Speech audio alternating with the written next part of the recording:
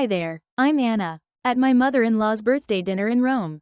My seat was missing. My husband chuckled. Oops, guess we miscounted. As the family laughed, I calmly said, seems I'm not family, and walked out. 30 minutes later, they discovered I'd cancelled the entire event, venue, catering, everything. Their faces turned ghostly white. Seems I'm not family, I said, my voice steady, despite the earthquake happening inside my chest. The words hung in the air of that exclusive Roman restaurant as 12 pairs of eyes stared back at me with expressions ranging from shock to poorly concealed satisfaction. My husband, Sean's light chuckle as he'd said, oops, guess we miscounted, still echoed in my ears as I turned and walked away from the table where there was no chair for me. The humiliation burned through my veins as I exited the restaurant. But not a single tear fell. Instead, I felt an eerie calm take over as I pulled out my phone and opened the event management app I'd built my career on. I had 30 minutes before they'd realize what I was doing, and that was more than enough time. Before we begin, I want to take a moment to thank each of you for being part of this incredible journey. Sometimes, the most powerful moments come when we finally recognize our worth. If you've ever felt like an outsider looking in, this story might resonate with you. Before we witness Anna's journey from Boston's premier event planner to a woman reclaiming her dignity in Rome. Hit subscribe to join our community of readers who appreciate stories of self-discovery and unexpected strength. Now, let's step behind the curtain of a marriage built on appearances. My name is Anna Morgan Caldwell. 5 years ago, I was just Anna Morgan, the founder of Elite Affairs, Boston's most sought-after event planning company. I'd built my business from the ground up after putting myself through business school. Every elegant gala, every perfectly executed corporate gathering, every society wedding in Boston had my invisible fingerprints all over it. My reputation for discretion, attention to detail, and ability to pull off the impossible had made me the go-to planner for the city's elite. That's how I met Sean Caldwell at the charity gala I organized for the Boston Children's Hospital. Tall, with perfectly coiffed dark hair and a smile that crinkled the corners of his eyes. Sean had the easy confidence of someone who'd never worried about money. He was charming in that practiced way of men born into privilege. But there was something genuine in his interest in my work. So you're the wizard behind all this? He'd asked, gesturing to the transformed ballroom of the Four Seasons. My mother has been trying to figure out who to hire for her charity function next month. I think I just found her answer. One job led to another, and soon, I was regularly planning events for the Caldwell family. The Caldwells were Boston aristocracy, with old money that traced back to shipping and railroads. They had that particular brand of wealth that didn't need to show off. It was evident in the subtle quality of everything they owned. The ease with which they navigated their world. Our romance began 6 months after I started working for his family. Sean pursued me with the same determination he brought to his work at the family's investment firm. There were warning signs, of course. The way his mother, Eleanor, looked at me with barely concealed disapproval when Sean first introduced me as more than his event planner. The casual comments about my humble beginnings. The surprise in people's voices when they discovered I was dating a Caldwell. You've done well for yourself, asterisk. Eleanor had said during our first dinner together as a couple, her smile not reaching her eyes. Self-made success is so American, asterisk. I ignored these signs because I was falling in love with Sean. He seemed different from his family, more open-minded, less concerned with lineage and status. When he proposed 11 months after our first date, I said yes, despite the nagging feeling that I was entering a world that would never truly accept me. The wedding was, naturally, the social event of the season. I planned much of it myself. Unable to trust another planner with my own wedding, Eleanor had opinions about everything. The venue wasn't traditional enough. The menu, too adventurous. The guest list missing key society names. I compromised where I could. Held firm where it mattered to me. Sean played peacemaker, but I noticed he rarely contradicted his mother directly. After the wedding, the undermining became more systematic. Despite using my company for their events, the Caldwells constantly questioned my decisions, changed plans last minute, and took credit for my ideas. At family gatherings, my opinions were solicited, then dismissed. My background in event planning was treated as a charming hobby rather than a successful business. Anna has such a good eye for these things, asterisk. Eleanor would say to her friends, patting my hand condescendingly. It's almost like having a personal party planner in the family, asterisk. Sean never defended me. He'd shrug and tell me later. That's just how his mother was. That I shouldn't take it personally. But it was personal, And it got worse as the years passed. The opportunity to plan Eleanor's 70th birthday in Rome should have been my crowning achievement. A week-long celebration in the Eternal City, culminating in a dinner at a Michelin-starred restaurant overlooking the Colosseum. I threw myself into creating the perfect event, leveraging every contact I had in the industry. It was during this planning that I discovered the first cracks in the Caldwell facade. The deposits for venues were delayed. Vendors called asking about payments. When I mentioned it to Sean, he brushed it off, saying the family accountant was just being cautious with international transfers. But I saw the statements accidentally left open on his laptop. Investments gone bad. Properties mortgaged to the hilt. Lines of credit maxed out. The Caldwell fortune was dwindling fast. Still, I kept planning, using my own company's credit line to secure deposits when needed. I told myself it was temporary, that Sean would explain everything once the birthday celebration was behind us. Then came the morning of our flight to Rome. Sean was in the shower when his phone pinged with a message. I never checked his phone. I'd always respected his privacy. But something made me look that morning. The message preview from V was clear on his screen. Asterisk, can't wait to see you in Rome. Have you told her yet? Asterisk. My fingers moved without conscious thought, opening the message thread with Vanessa Hughes, Sean's college girlfriend, the woman his parents had always adored, the woman they had expected him to marry before he met me. The messages went back months, plans made, a future discussed, and yes, a baby, their baby, due in 4 months. I took screenshots, forwarded them to myself, then deleted the evidence from his phone. I packed my bags, plastered on a smile, and boarded the flight to Rome with my husband and his family. Now, standing outside that restaurant in Rome, I made my choice. I wouldn't confront Sean before the dinner. I would let events unfold. And when they did, I would be ready. Our flight landed at Fiumicino Airport just as the golden Italian sunset painted Rome's skyline. I'd arranged private transportation for the entire Caldwell entourage, Sean's parents, Eleanor and Richard, his sister, Melissa, with her husband, Grant, his brother, Thomas, with his wife, Claire, and 2 sets of aunts and uncles. The convoy of sleek black Mercedes vans waiting at the terminal should have impressed them. Instead, Eleanor's first words stepping off the plane were, "I thought I'd specified the hotel cars? Anna, these seem rather generic." I bit my tongue as I had countless times before. The hotel had a scheduling issue. These are actually from Lux Transport, they service most of the diplomats in Rome. My explanation fell on deaf ears as she was already discussing something with Richard. Their heads bent together in that conspiratorial way that always excluded me. The Hotel de Russie welcomed us with the 5-star treatment I'd meticulously arranged. Champagne flowed in the private lounge while bellhops whisked away our luggage. I'd spent months securing the perfect accommodations, selecting suites with the best views, arranging welcome baskets filled with Italian delicacies, and planning personalized schedules for each family member. Eleanor barely glanced at her itinerary before setting it aside. "We'll just play it by ear," she said, waving away weeks of careful planning. "The family knows Rome quite well." Our suite was magnificent, a terrace overlooking the Spanish Steps, fresh flowers in every room, and a bottle of Sean's favorite Barolo breathing on the sideboard. But the moment we entered, Sean's phone buzzed and he stepped onto the terrace, speaking in hushed tones. "Work?" I asked when he returned. "Just some investment issues," he replied, not meeting my eyes. "Let's get ready for dinner." The welcome dinner I'd planned at a charming trattoria in Trastevere became the first clear sign of my exclusion. Somehow, the seating arrangement shifted just before we arrived, and I found myself at the far end of the table, separated from Sean by his cousin and aunt. Throughout the meal, inside jokes flew across the table, stories of previous family trips to Italy from which I'd been absent. When I attempted to join the conversation about the week's planned activities, Melissa interrupted. "Oh, Anna, we've actually decided to do some family shopping tomorrow instead of the Vatican tour." "Family shopping?" I asked. "You know," Eleanor interjected smoothly, "just some tradition we have." "You'd be bored, dear. Why don't you use the time to check on the birthday arrangements? That's your expertise." After all, the pattern continued throughout the next few days. I'd wake to find Sean already gone. A hastily scribbled note about meeting his father for breakfast. The family would disappear for hours on impromptu excursions that somehow everyone knew about except me.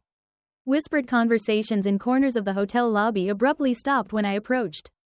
Dinner reservations mysteriously changed to accommodate old friends who happened to be in Rome. Friends who looked at me with barely disguised curiosity, as if assessing how I was handling what was coming. On the third morning, opportunity presented itself when Sean rushed to meet his brother, leaving his briefcase unlocked. The documents inside confirmed my worst fears: draft separation papers, prepared by the Caldwell family attorney, dated 2 months earlier, a proposed settlement, offering a pittance compared to what I was entitled to, and most damning, a script, an actual script, outlining how Sean would announce our impending divorce at his mother's birthday dinner, presenting it as a mutual decision reached amicably. My hands trembled as I photographed each page with my phone. There it was in black and white, the perfect, stage-managed exit of The Unsuitable Wife, timed for maximum public impact, yet minimum social embarrassment for the Caldwells. Eleanor's birthday wasn't just a celebration. It was to be my funeral as a Caldwell, asterisk. Instead of confronting Sean, I channeled my anger into methodical documentation. Each day I made excuses to return to our suite alone. Searching for more evidence, I found bank statements showing massive withdrawals to offshore accounts, email printouts discussing the liquidation of assets before the situation becomes public, a handwritten note from Eleanor to Sean: once this unpleasantness with Anna is behind us, Vanessa will be welcomed back properly. My professional mask remained firmly in place as I continued overseeing the birthday preparations. I confirmed floral arrangements, met with the restaurant manager, approved the custom menu cards, all while collecting digital breadcrumbs of the Caldwell's financial house of cards. When anyone asked why I seemed distracted, I blamed last-minute event details. In reality, I was building my arsenal. The morning of Eleanor's birthday dawned bright and clear. I woke early, slipping out of bed without disturbing Sean. The day's schedule was packed: a private morning tour of the Borghese Gallery, lunch at a vineyard outside the city, then returning to the hotel to prepare for the evening's grand dinner. As the event planner, I needed to arrive at the restaurant early to ensure everything was perfect. I was in the hotel's business center, printing final confirmations when I overheard Eleanor's voice from the adjacent concierge desk. The dividing wall was thin, and her imperious tone carried clearly. There will be 12 seats, not 13, asterisk. She instructed someone over the phone. I don't care what the original reservation says. The seating chart I sent is final, asterisk. Pause. Then, asterisk. No, that won't be a problem. The arrangement has been discussed with my son. His wife will not be staying for the dinner. A family matter. You understand. No need for questions when she leaves, asterisk. My blood turned to ice as the pieces clicked into place. The missing seat wasn't an oversight or a last-minute adjustment. It was the centerpiece of their plan, a public humiliation, designed to make my exit look like my choice rather than their orchestration. I closed my laptop, gathered my papers, and walked to the elevator with measured steps. Inside, I pulled out my phone and began making a new set of arrangements. If the Caldwells wanted a memorable birthday dinner, I would ensure it was unforgettable, just not in the way they had planned. I arrived at a Roman restaurant an hour before the other guests, as any good event planner would. The rooftop venue offered a breathtaking, panoramic view of the Colosseum, bathed in the amber glow of sunset. I personally inspected every detail, from the hand-calligraphed place cards to the arrangement of Eleanor's favorite white peonies and roses. The champagne was chilling, the 7-course tasting menu confirmed, and the 3-tiered birthday cake was a masterpiece of Italian craftsmanship. Is everything to your satisfaction, Signora Caldwell? Asked Marco, the maitre d'. Perfect, I replied, knowing it would be the last event I would plan for the Caldwells. Despite everything, my professional pride demanded nothing less than excellence. I returned to the hotel to change into the midnight blue Valentino gown I'd purchased specifically for tonight. As I applied my makeup with steady hands, I studied my reflection. 5 years of trying to fit into a world that was determined to reject me had taken its toll. But not in the way the Caldwells might have hoped. Instead of breaking me, they had hardened my resolve. The Caldwell family had arranged to meet in the hotel lobby before departing together for the restaurant. I arrived precisely on time to find them all waiting. Eleanor, resplendent in vintage Chanel, her diamond necklace catching the light. Sean's eyes widened slightly when he saw me, perhaps remembering what had attracted him to me in the first place. Or perhaps calculating how soon he could be free of me. Anna, darling, you look lovely, Eleanor said, air kissing near my cheeks. We're just waiting for the cars. The drive to the restaurant was short, filled with artificial chatter about the day's activities from which I'd been excluded. As we ascended in the elevator to the rooftop, Sean placed his hand at the small of my back. A gesture that once felt intimate, but now seemed performative for the benefit of the elevator attendant. The doors opened to reveal the stunning terrace I had designed, transformed into an elegant dining space under the stars. The Colosseum stood illuminated against the night sky, a testament to both grandeur and the inevitable fall of empires. How fitting. Eleanor entered first, greeted with enthusiastic applause from waiting family members. One by one, everyone moved toward the large, round table I had specified, a table that should have seated 13. I followed behind Sean, who moved purposefully toward his assigned seat next to his mother. I approached the spot where my place card should have been, only to find nothing. No chair, no place setting, no acknowledgement that I existed. For a moment I stood frozen, the perfect tableau of confusion around me. Conversations continued as everyone settled into their seats, studiously avoiding my gaze. The waitstaff, who had confirmed the seating with me just hours earlier, looked uncomfortable but remained silent. Is something wrong? Eleanor asked innocently, her voice carrying just enough to draw everyone's attention.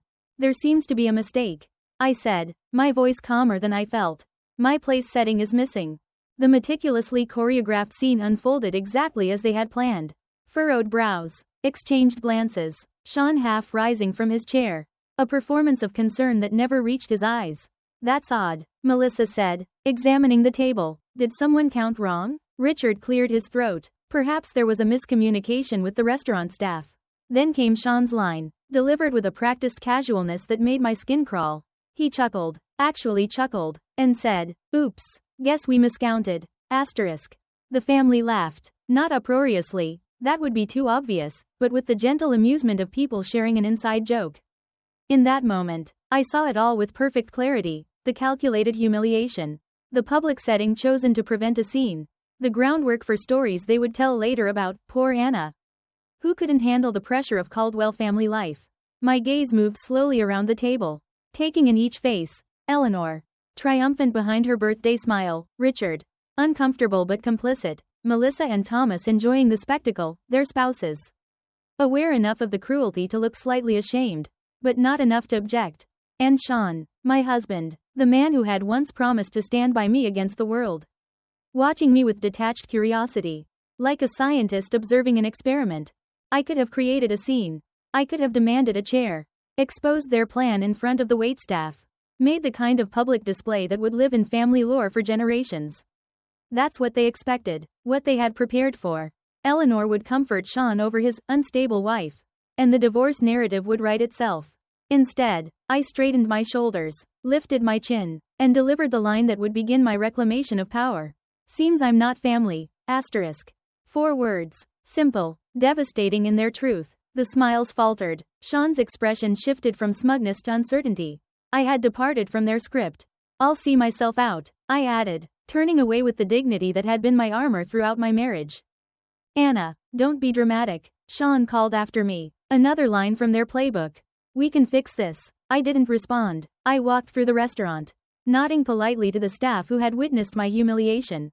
In the elevator, I finally allowed myself a deep breath, then another. By the time I reached the street, my hands had stopped shaking.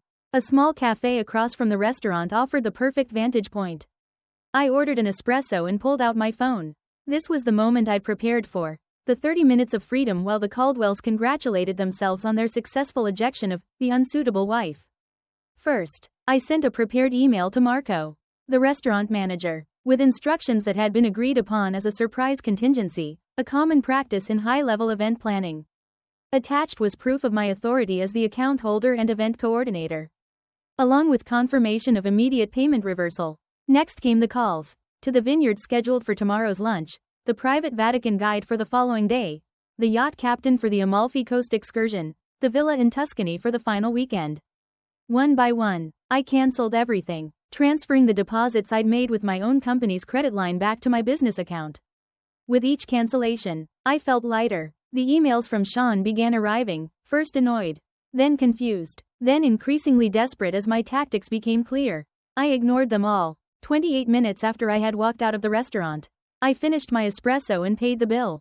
It was time for the final act. I stood, smoothed my Valentino gown, and walked back across the street to witness the moment when Eleanor Caldwell's perfect birthday celebration crumbled around her. I entered the Roman restaurant through the service entrance.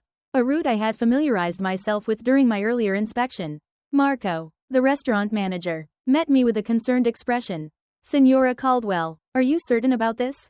It is most unusual. I'm absolutely certain, Marco, and I appreciate your discretion. I handed him a sealed envelope. This contains proof of the payment reversals and the cancellation of my company's guarantee for tonight's expenses. As we discussed, the Caldwells will need to provide a new method of payment to continue their dinner. Marco nodded solemnly. In the events world, relationships were everything. I had worked with Marco on 3 previous occasions for other Boston clients visiting Rome. He owed me favors, and while he might find my request peculiar, professional courtesy dictated he comply. When should I inform them? He asked. I'll text you in exactly 5 minutes. I'd like to observe from somewhere discreet. He guided me to a small alcove near the kitchen entrance with a perfect view of the Caldwell table. They were in the middle of toasting Eleanor. Champagne flutes raised high, faces glowing with self-satisfaction. The first course had just been served, the imported Ostra caviar that Eleanor had specifically requested. It had been almost too easy to dismantle Eleanor's birthday week. Most high-end vendors in the hospitality industry operate in a network of mutual trust and references. As the event planner who had made all the arrangements and whose company credit line secured the deposits, I had the authority to make changes.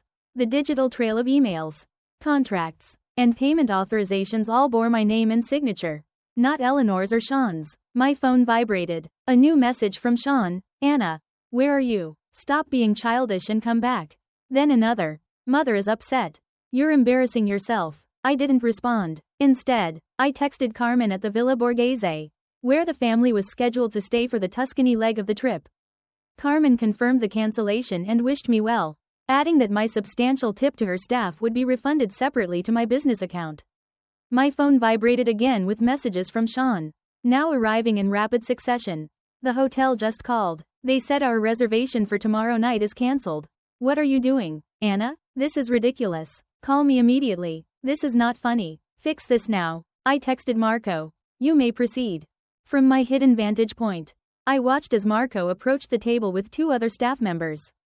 He leaned down to speak quietly to Richard, who was seated at the head of the table, opposite Eleanor. The family continued eating, initially paying little attention to the interruption.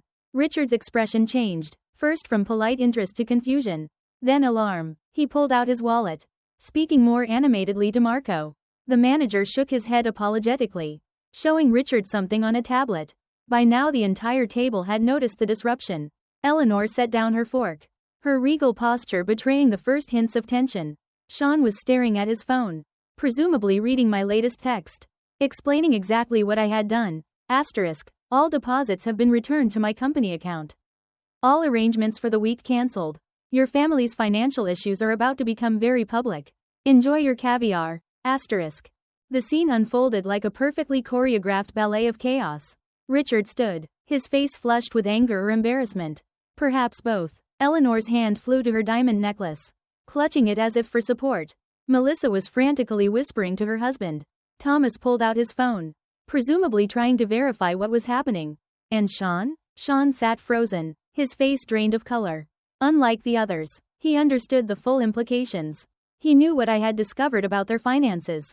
He knew what would happen if his mother's society friends learned that the Caldwells could no longer cover a dinner bill, let alone maintain their lavish lifestyle. My phone rang. Sean, calling now, not texting. I declined the call and watched as he stood abruptly from the table, nearly knocking over his chair as he stepped away to try again. This time, I answered. Anna, he hissed, his voice a mixture of fury and panic. What the hell do you think you're doing? Seems I'm not family. I repeated calmly. So I'm not responsible for family celebrations. You need to fix this right now. Do you have any idea how humiliating this is for my mother? For all of us? I have exactly the idea. Sean, that was the point. Where are you? His voice changed, desperation creeping in. We need to talk. I can explain about Vanessa. About everything. I'm sure you can. The problem is, I've seen the financial statements. Sean, I've seen the emails. I know the Caldwell empire is crumbling. And I know you've been hiding assets offshore before filing for divorce. His sharp intake of breath confirmed what I already knew. He never expected me to discover these things. He had underestimated me, just as his family had from the beginning. Those were private. Yes, they were. Just like the text messages from Vanessa about the baby. Just like the script for announcing our divorce at your mother's birthday dinner. Just like the seating arrangement. Deliberately excluding me. Asterisk. Silence on the line. In the restaurant, I could see the manager now speaking to the entire table. Several other diners were watching with undisguised interest.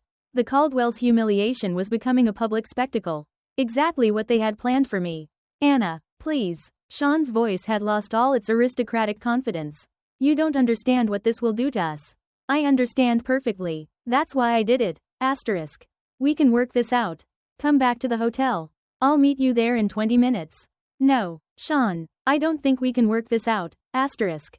I ended the call and stepped out from my hiding place. It was time for my final appearance as a Caldwell. As I approached the table, 12 pairs of eyes turned to me, some angry, some fearful, all disbelieving. Eleanor spoke first, her voice shaking with fury. How dare you ruin my birthday? I smiled, feeling a strange sense of calm. I learned from the best. Eleanor, after all, isn't this exactly what you planned for me? A public humiliation? An orchestrated exit? The only difference is, I changed the ending. Asterisk. Richard stood. This is outrageous. You had no right. I had every right. Asterisk. I interrupted. Every contract, every reservation, every arrangement was in my name or my company's name. I simply adjusted the plans. You'll regret this. Melissa spat. When Sean divorces you, you'll get nothing. That's where you're wrong. I replied, looking directly at Sean. I have copies of everything. The offshore accounts, the hidden assets, the fraudulent business dealings. I'm sure the IRS will find it all fascinating reading. Asterisk. Their faces turned ghostly white as the implications sank in. In that moment, I felt no triumph, no vindication, only a profound sense of liberation as I turned and walked away from the Caldwell family for the last time. I left Italy the next morning, upgrading myself to first class on a direct flight to Boston, using points I'd accumulated planning the Caldwell's previous vacations. The irony wasn't lost on me. Behind me, I left a family in crisis, their carefully constructed facade crumbling in real time. Through the hotel concierge, I learned that the Caldwells had paid for their dinner with Eleanor's vintage Bulgari bracelet as collateral until a wire transfer could be arranged. By morning, word had spread through Rome's high-end hospitality network that the illustrious American family was having payment difficulties. The remaining vendors I hadn't personally cancelled began requesting upfront payments rather than promises. My phone was flooded with messages, some threatening, others pleading. I read them during my layover in London, sipping Earl Grey tea in the British Airways lounge. Richard, this is actionable. Our lawyers will be in touch. Melissa, you've made the biggest mistake of your life. Thomas, did you really think you could humiliate our family without consequences? Eleanor's message was the most revealing. I always knew you were common. This vindictive display only proves what I've said from the beginning. But it was the succession of messages from Sean that told the real story of a family in freefall. You have no idea what you've done. My father had a minor heart episode. Is that what you wanted? The Prescotts and Whitmores saw everything. Do you know what this means for our standing? Later, the hotel is demanding payment for the entire week up front. They say all guarantees have been cancelled. And finally, please, Anna, I need to talk to you. It's about more than us now. I didn't respond to any of them. Instead, I forwarded the financial documents I'd gathered to my lawyer with instructions to hold them securely until needed. If the Caldwells pursued litigation, I would be prepared. When I arrived home to our Beacon Hill brownstone, I hired a moving company to pack my personal belongings. I took only what was unquestionably mine: clothes, jewelry I'd purchased myself, my collection of first edition books, and the artwork I'd acquired before our marriage. Everything else, including the wedding gifts and items purchased jointly, I left behind. I wanted nothing that could tie me to the Caldwell's web of deceit. 2 days later, the Boston Globe published a small item in their society section: Caldwell Investment Group faces inquiry. The article mentioned financial irregularities and questions from investors. While it didn't make front-page news, it was enough to send ripples through Boston's social circles. Sean appeared at my new apartment unannounced 1 week after I returned from Rome. He looked haggard, the polished veneer of privilege replaced by genuine desperation. "You need to come home," he said when I opened the door. "This has gone far enough. This isn't a negotiating tactic. Sean, this is divorce." He stepped inside without invitation, running his hands through his disheveled hair. "The SEC is looking into father's accounts. 2 board members have resigned. Mother had to cancel her charity gala because 3 major donors pulled out. That sounds like a Caldwell family problem. I replied. Not mine. It's your problem if I go down with the ship. He countered. We're still married. My debts are your debts. Not when I have proof that you deliberately excluded me from financial decisions and hid assets with the intent to defraud me. My lawyer assures me that's enough to protect me. His facade cracked completely. Sean sank onto my couch, head in his hands. I never wanted it to be like this. What did you want, Sean? To marry me for my event planning skills? To use me to manage your social calendar while you reconnected with Vanessa? To discard me when I was no longer useful? It wasn't like that in the beginning. He said quietly. I did love you, but not enough to stand up to your family. Not enough to be honest about your affair. I sat across from him, feeling strangely calm. When is the baby due? His head snapped up. How did you? 4 months. According to the texts I saw. Congratulations. A heavy silence fell between us. Outside, rain began to tap against the windows of my new apartment, smaller than our brownstone. But mine alone, paid for with the proceeds from a business I'd built without Caldwell money or connections. I'll give you whatever you want, Sean finally said. Just hand over those documents and sign an NDA. Name your price. That was the moment I realized the Caldwells still didn't understand me at all. After 5 years, they still saw me as someone who could be bought. Someone motivated by the same material concerns that drove their existence. I don't want your money, Sean. I want my freedom. I want the truth acknowledged. I stood up, indicating our conversation was ending. The documents stay with my lawyer. Unless you try to drag me down with you. The baby? His voice was barely audible. That's between you and your conscience. I hope you'll be a better husband to her than you were to me. After he left, I stood by the window, watching the rain intensify. The scandal unfolded gradually over the following weeks. The Boston Globe ran a more extensive piece on the Caldwell Investment Group's financial irregularities. Longtime clients quietly withdrew their portfolios. Eleanor's position on 3 prestigious charity boards became emeritus rather than active. Vanessa's pregnancy became public knowledge when she was spotted at her obstetrician's office wearing an engagement ring. The timeline made it clear that their relationship had resumed long before our marriage ended. In Boston's high society, infidelity might be tolerated if discreet. But such blatant misconduct violated the unspoken code. My business thrived despite, or perhaps because of, the scandal. Clients who had once looked down on me now appreciated my discretion and integrity.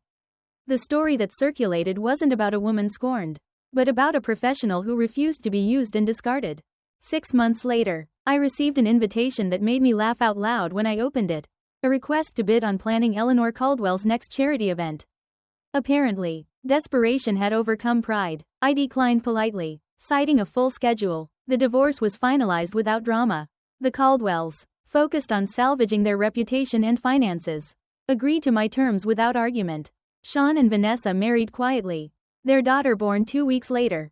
I sent no gift. On the 1-year anniversary of that night in Rome, I found myself planning another event in Italy, a celebrity wedding on the Amalfi Coast. As I stood on a terrace overlooking the Mediterranean, phone in hand and vendors at my command, I realized something unexpected. I was happy, not despite the collapse of my marriage, but because of it. The Caldwells had tried to make me feel small, to reduce me to an accessory in their grand narrative. Instead, they had inadvertently freed me to reclaim my story. In losing what I thought I wanted, I had found what I actually needed, not acceptance from a family determined to reject me, but the courage to reject a life built on appearances. I raised my glass to the setting sun, toasting the missing chair that had shown me exactly where I belonged.